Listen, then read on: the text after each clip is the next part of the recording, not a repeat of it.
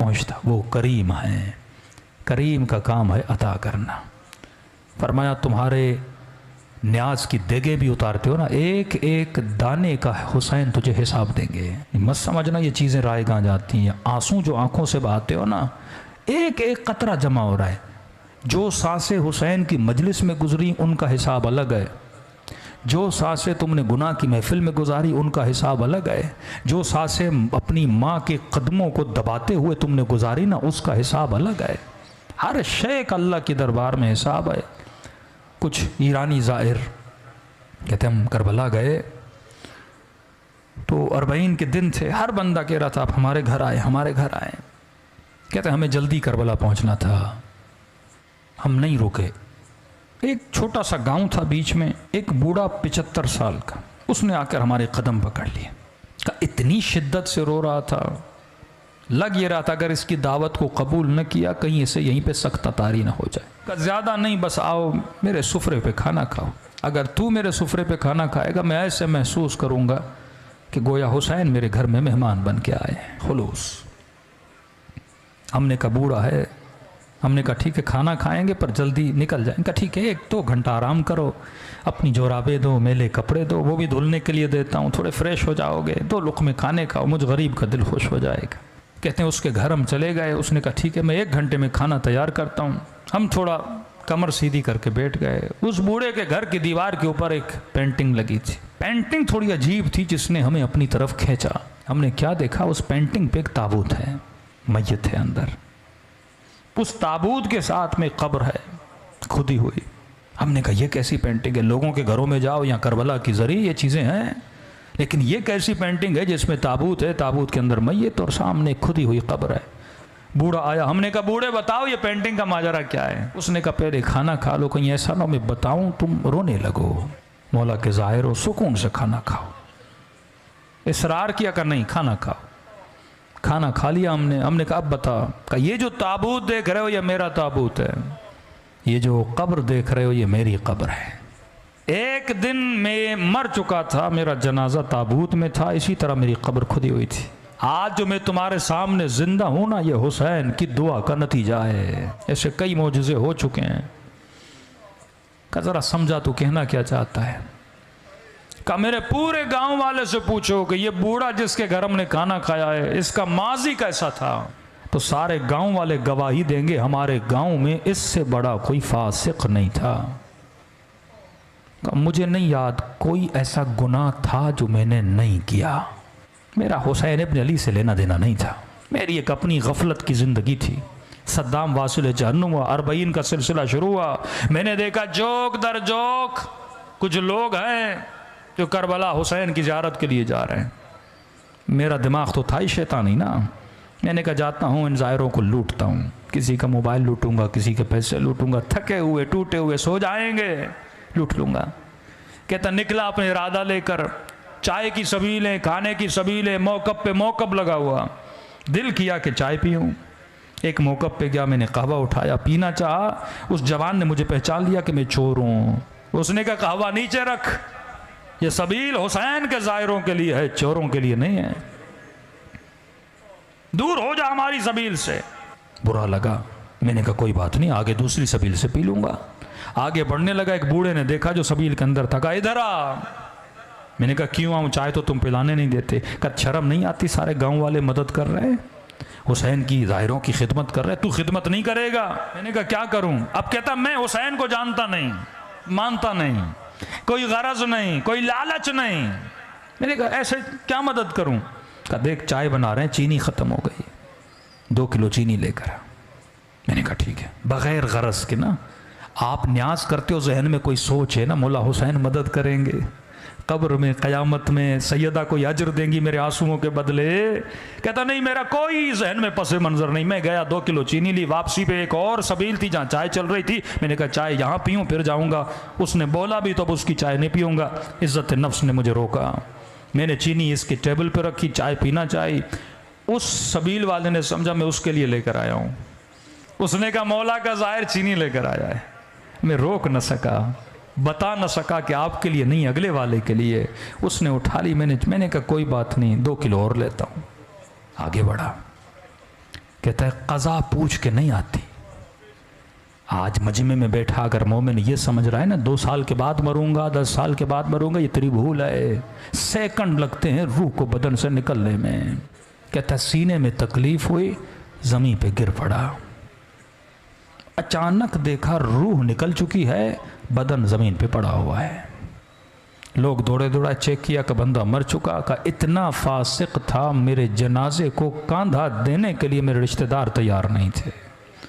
4 مزدور ڈھونڈے، انہوں نے کاندھا دیا. سمجھ رہا تھا خواب دیکھ رہا ہوں، لیکن جب اپنی کھدی ہوئی قبر کو دیکھا، تابوت پہ اپنے جنازے کو دیکھا، میں نے کہا خواب نہیں، مر چکا ہے. کہتا اس عالم میں پریشان کھڑا تھا، کسے پکاروں؟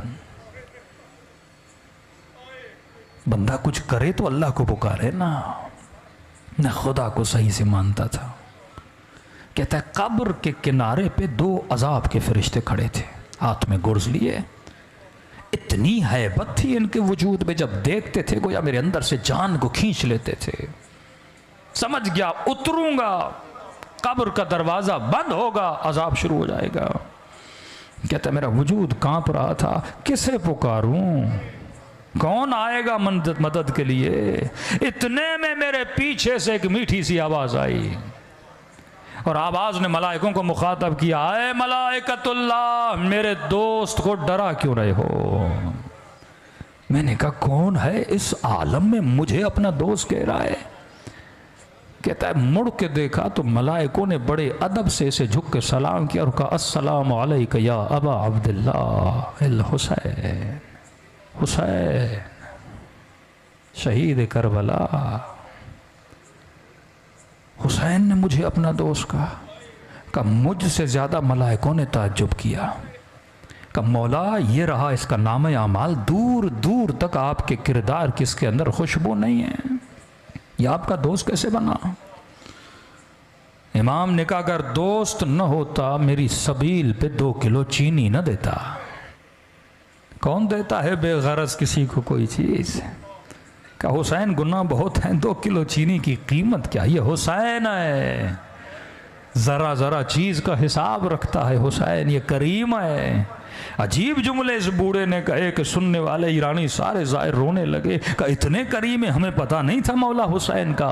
امام نے کہا 2 کلو چینی کے اندر جتنے چینی کے دانے تھے، ہر دانے کے عوض اس کا 1 گناہ مٹا دو.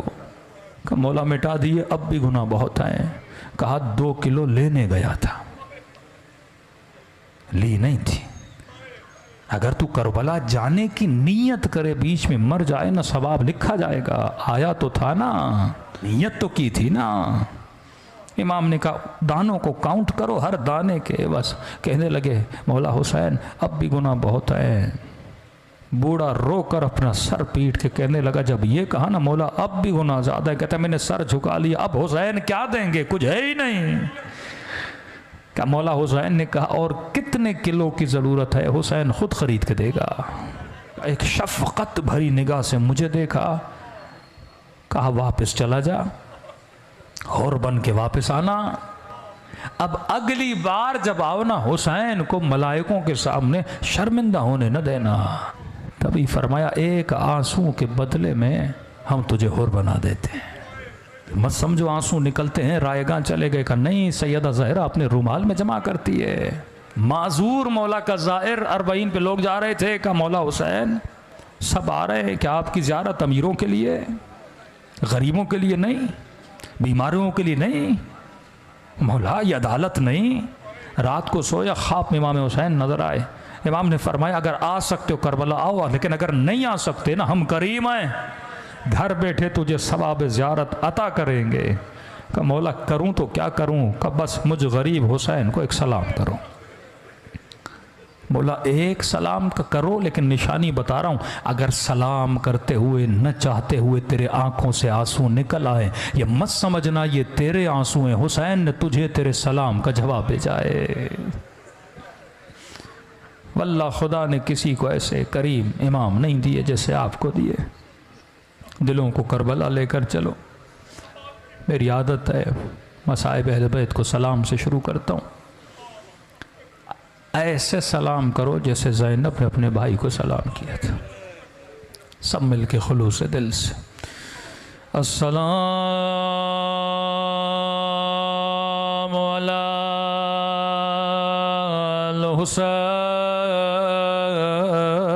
الحسین وعلی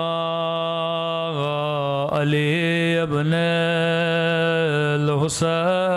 الحسین سب مل کے وعلی اولاد الحسین وعلی اصحاب